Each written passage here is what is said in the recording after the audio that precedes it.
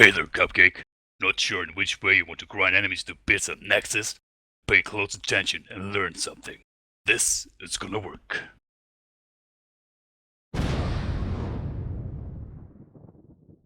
Before we go into the classes, each class has an LAS, which is a limited action set, which consists of one special ability and 8 abilities that you choose yourself. You can change these whenever you like except during combat. You have 3 ability trees that you can choose from: Assault, Support and Utility. DPS usually take their abilities from the Assault tree, tanks and healers from the Support tree, and all classes find use in abilities from the Utility tree. This isn't a requirement though, so you can decide yourself which 8 abilities you put on your bar. Furthermore, you have ability points to strengthen a couple of those abilities, and also you have M points, also known as talent points in other games, which you can use to personalize your build. So now we'll take a look at which classes can be DPS, tank and heal, which is pretty straightforward. Each class can be DPS. 3 of them can also choose to heal and the other 3 can tank. Let's get into the classes.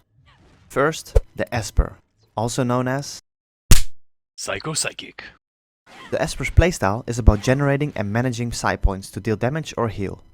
You start a fight with 0 points and you're able to generate up to a maximum of 5 by using certain abilities, so-called builders. Then you have other abilities, known as spenders, which consume all psi points and do more damage, or add bonus effects, the more points you have. Because the Esper's damage scales well with the amount of psi points you have, you usually want to build it up to maximum points before unleashing your spender ability. There are multiple different builds you can go for example, steady DPS, high burst, or even a lifesteal build. You will deal increased damage while standing still, but Espers are a squishy light armor class with not much mobility, so you have to think very careful about your positioning. Cooldowns of crowd control abilities are longer than all other classes, so you have to think carefully about when to use them as well. Healing Espers in Wildstar come close to what many people consider your average MMO healer, because of their long range heals, many of them which are targeted abilities. The resource system is easy to use because you build up psi points and you unleash it when people take damage. They are quite versatile and can be used as either tank or raid healers. Spellslinger, also known as Space Cowboy. The resource bar for Spellslingers works a bit different from other classes. The abilities are all free of charge, but you use your resource system to enhance them. You start combat with a full resource bar of spell power, which is capable of enhancing up to 4 abilities. Whenever you decide to enhance an ability, it costs spell power, and this regenerates back over time. If you want maximum damage output, you don't want to toggle your spell surge on and leave it like that. Instead, you'll be toggling it on and off, only applying it to specific spells. Your telegraphs are small but long and therefore perfectly suited for cleaving targets that are lined up. Spellslingers are the squishiest class in the game and therefore have to be very careful about their surroundings. Positioning is key. To help you with this, you have some mobility abilities, for example a teleport forward and the ability to go in another dimension and avoid all incoming damage for a few seconds. Be careful when coming back to our dimension though, because you don't know what changed while you were away. Believe it or not, but slingers shoot with their pistols to heal allies. They have long range free from heal abilities and are the best class for putting absorb shields on your teammates. You can choose to cast most of your abilities instantly, which results in quick small heals, or you press and hold the ability to increase the healing amount, which also results in a longer cooldown. As a healer, you also want to think about which heals you want to enhance with your spell power. And just like the Esper, slingers are quite versatile and can be used as either tank or raid healer. Medic, also known as Dubstep Doctor. The Medic class has a resource system that uses actuators in order to cast abilities, and you start combat with a full resource bar of 4 actuators. You have a few different spender abilities that cost between 1 and 3 actuators, and also a few builder abilities that generate them. Because there are several ways to spend and generate actuators, you can adjust your LAS to both the fight you're up against as well as your personal preference. Maybe you're looking for a build that does upfront burst damage, or maybe you want a build focused around placing fields, which are zones on the ground that damages opponents in it.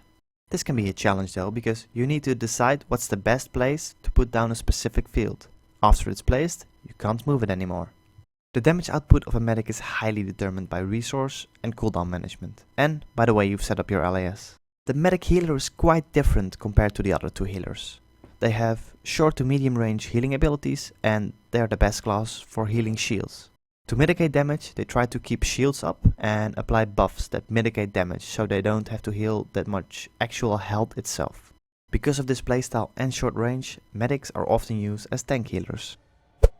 Stalker. Also known as... The rogue. No, you can't say that. Ninja? Nope. Assassin?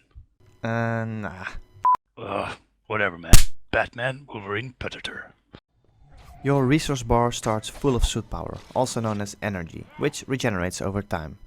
Your most significant damage abilities cost suit power, while some others generate it. Because the values per ability are high compared to the total amount of suit power, you'll see your resource bar go up and down very fast and very often throughout the fight.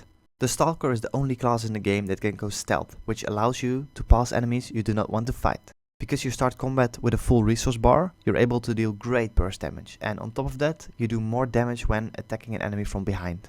The Stalker's damage is highest against a single opponent, so you want to position yourself well and make sure you get the correct target in your tiny telegraph. Your damage output is mostly decided by your suit power management. The Stalker tank is the only tank with medium armor and therefore has the lowest natural resistances. That's why their playstyle and abilities are focused around mitigating damage and buffing yourself through deflecting incoming attacks. You're also able to decrease the incoming damage temporarily by going stealth. Oh, and by the way, don't think you can fool a raid boss. You can't hide from them. Warrior. Also known as... Spin to win. Kinetic energy, also known as rage, starts combat with an empty resource bar. Just as other classes, you have builder and spender abilities, but after about 1 second of not attacking, your energy starts to decay rapidly. You do more damage when you are high on energy, and therefore you'll see your resource bar be filled up between 50 and 100% a lot of the time. Warriors are your typical bread and butter melee class of any MMORPG, and Wildstar is no exception. They have short range, so they're always right in the action and wear heavy armor to soak up a good portion of the incoming damage. On top of that, they have a good amount of build variety, where they focus on damage output, buffs and debuffs, or crowd control, which makes them a versatile class. Your damage output depends a lot on your ability rotation and applying buffs and debuffs. Warriors as tanks are pretty much traditional tanks, high natural resistances and many abilities that mitigate damage. They can self-heal and regenerate their shields and are easily adaptable to any situation. A warrior's threat and mitigation is mostly decided by your spell rotation. If you see a warrior tank, smack it in the face. They love it. Engineer. Also known as... Robot Overlord. The Engineer starts combat with an empty resource bar, and this will fill up by using one of the few builder abilities. What is unique about this resource system is that you'll gain various buffs if you stay in the zone, which is between 30 and 70% volatility. You have some extra tricks to help you with this, such as a talent point that generates volatility when you dodge roll, which results into an active playstyle. Engineers are also considered the pet class of Wildstar. They have 4 different types of bots that can either DPS, tank, slow or heal, and you're able to have 2 of them online at the same time. Because of your long range, you have a little bit easier time positioning yourself than melee classes, and because of your heavy armor, you can take a punch a bit better as well. But, here comes the but. You are the least mobile class in the game. Therefore, if a fight forces you to move a lot, you don't get much help from your LAS. Your damage output is mainly decided by staying in the zone of between 30 and 70% volatility, which increases your damage significantly. For tanking, it's also important to stay in the zone, to mitigate incoming damage and to increase your volatility. The Engineer is the only one of the 3 tanks that is long range, which makes him well suited for kiting enemies while still attacking them. Even though they also wear heavy armor, they're naturally less tanky than a warrior because of their different talent tree, so an Engie will use defensive cooldowns to mitigate incoming damage. Now let's take a look at how the classes are compared to each other. Keep in mind that the more rating a class has, it doesn't mean they're stronger than other classes, but it mostly means they're more versatile. Also, I will be avoiding damage output compared to other classes as good as I can, since it's very patch dependent. If you look at the Esper and Slinger, they're both long-ranged light armor classes who look quite similar. There are significant differences though. For example, the Esper has a lot of crowd control, where the Slinger has a bit more mobility and a vastly different resource system. If you compare the 2 short-range classes, Stalker and Warrior, with each other, you might think, wow, the Warrior outshines the Stalker in everything, which is basically true. sorry about that, which obviously can't be true. Usually Stalkers win in fights with perfect conditions where they can attack a single target from the back, whereas warriors are more versatile and always do steady damage regardless of the situation. Medics are a bit in the middle. Medium range, armor, mobility and control makes them a solid pick for many things. NGs have long range and heavy armor and therefore give in other aspects, such as mobility and crowd control. Hopefully this video gave you a better idea of which class you want to try out. What class are you gonna play? Let me know in the comments below. See you on Nexus.